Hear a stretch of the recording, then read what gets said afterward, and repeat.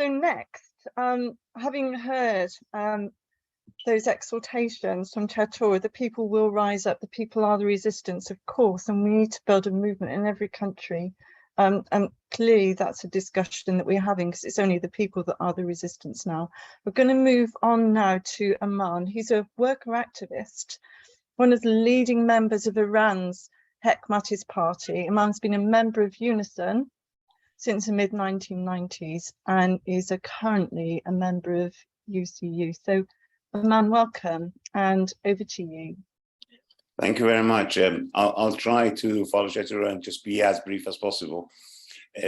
I think what we actually are seeing in here, to a large extent, is the issue of the protests which have been taking place in Iran. Let me just concentrate on Iran very sort of briefly.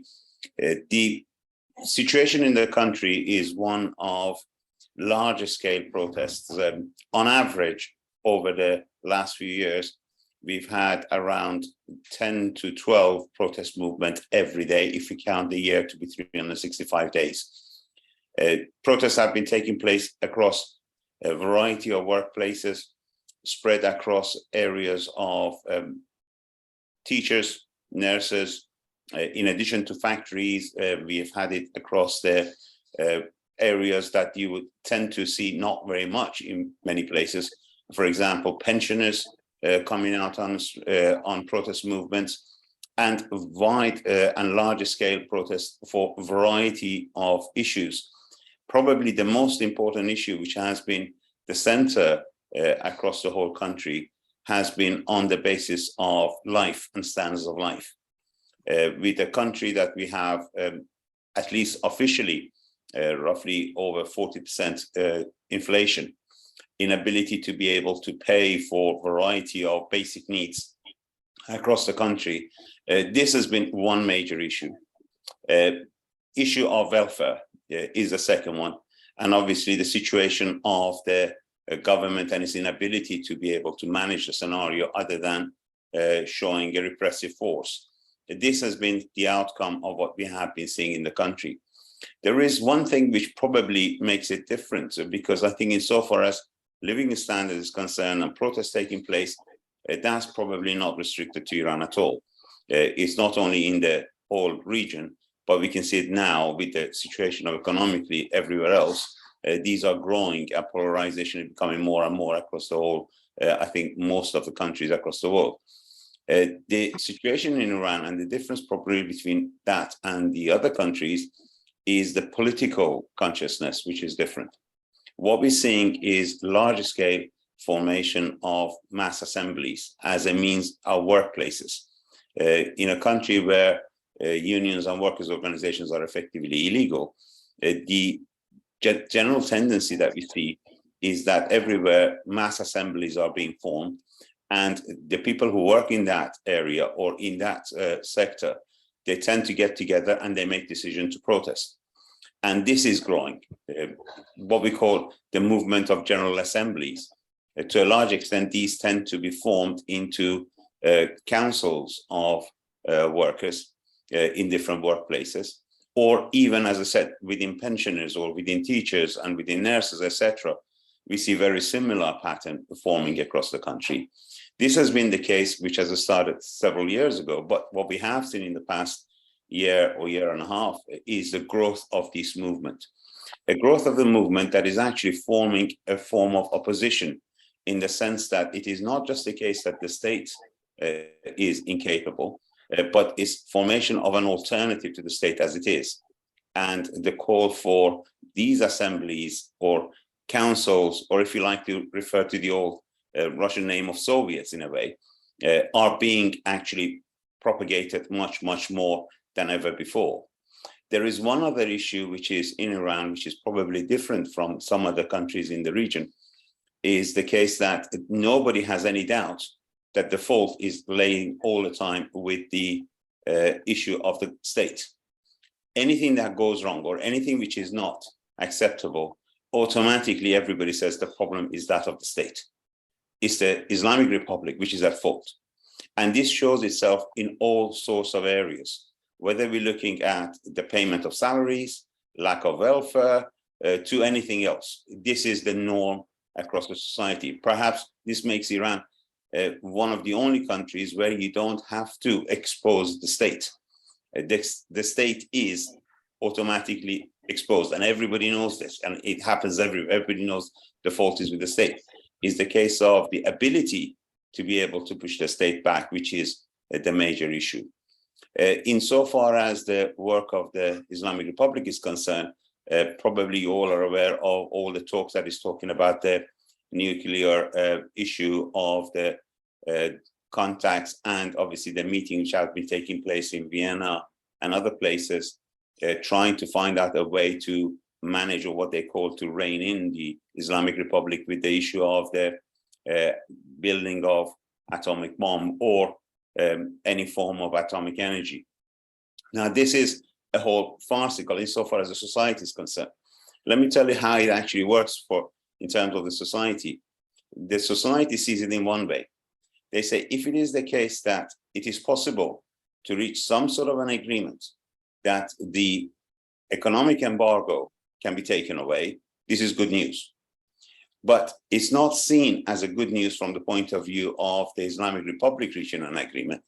It's seen as a good news from the point of view that the Islamic Republic and the bosses are not able to use the issue of economic embargo to combat any protests. From that point of view, that's actually growing. Second point is that soon as any indication of any chance of a change in the situation with the economic embargo is concerned, automatic answer is, well, where is our share? If it is the case that there is going to be an opening, where is our share? So in effect, this is also an addition to the protests which are taking place. If the state used to use the excuse that because of economic embargo, the situation is like this, whereas everybody knows it's not the lack of finances, it's not the lack of money, but it's actually been used as an excuse. The automatic outcome over the past month, where there was indications of reaching an agreement, the protests have actually grown, and they have said, well, if it is the case that there is opening, if there is trade, if there is any issue of investment, then in that case, where is our share? We want to have a share of the better life. So again, that is working against the state as it is. There is growth in the protest in variety of means. We have had major strike action by over 100,000 workers in the petrochemical and oil industries. The state managed to push it down to some extent with some promises of changes. That has not worked. There have been protests again growing up. For example, even tomorrow, there is a big call for protests of the workers in the oil industry to go on a mass demonstration in the capital, Tehran, and across other cities. And this is a very, very similar pattern of what we see in all industries.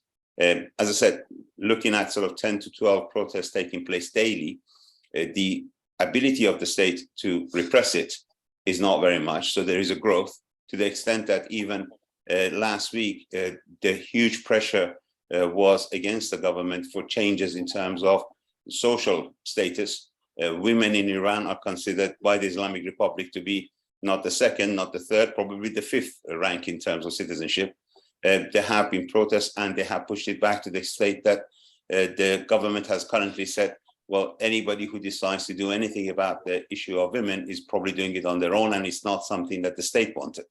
They opened up, for example, for the first time again, the stadiums being open to women, and they are trying to sit back. All the time we see a sort of a retreat from the Islamic Republic in the face of the protests. This is growing. What we have got in here at the moment is not the question of whether the Islamic Republic is reaching an end of its life, which everybody can see. And secondly, it's not a question whether the state is on a retreat, which we can see. And there is no doubt that the number of arrests and effectively kidnapping individuals across the society has grown to the extent that Iran is now one of the biggest countries in terms of holding the number of prisoners. All of this is taking place. But what we're seeing at the same time, the question is the extent that the working class, the extent of the general protests move in the direction that they say enough is enough, but they are able to form and unite in formation of their councils in the way that what the alternative is. So we have got effectively in Iran a battle of alternatives. The right wing who tries to actually hand over from the top, and we have got the down or below the society in terms of the left that is pushing for the idea of the councils of people and the representatives to be the actual people who control the society and run the society. This is the battle of the alternatives we have in the country. And from that point of view, it is, in a way, a very exciting time, but at the same time, I always say it's a very frightening time, because the way or the extent that we can push it forward, and when I say we, I mean in terms of the general opposition to the Islamic Republic from the left, the extent that they can push it forward, and the battle against obviously the Islamic Republic and that of the right wing who wants a handover effectively from the top without changing any of the status of affairs. This is what is actually taking place, and this is what makes the country in a very, very polarized manner. So we're seeing higher and higher levels of polarization. We're seeing a broader and broader change of the battle of alternatives, and the extent that one can get against the other would really is the issue that we see as a class struggle in Iran. One other example probably would be good, that while for example, we see it from the Middle East, Israel, US, and the right-wing media that's saying that the Islamic Republic is, for example, against Israel or is pushing for its own forces across the region. At the same time, we see in the general public in the streets, the idea that one, the Islamic Republic forces must be all withdrawn from the region. Peace is what people want. Three, the decision of controlling this is the slogan that is forward. It's nothing to do with the different type of forces, but the most important issue is who takes the political power and how well we can organize in order to achieve that. I think I tried to do it within 10 minutes. Hope that makes sense. Thank you very much, Aman. That's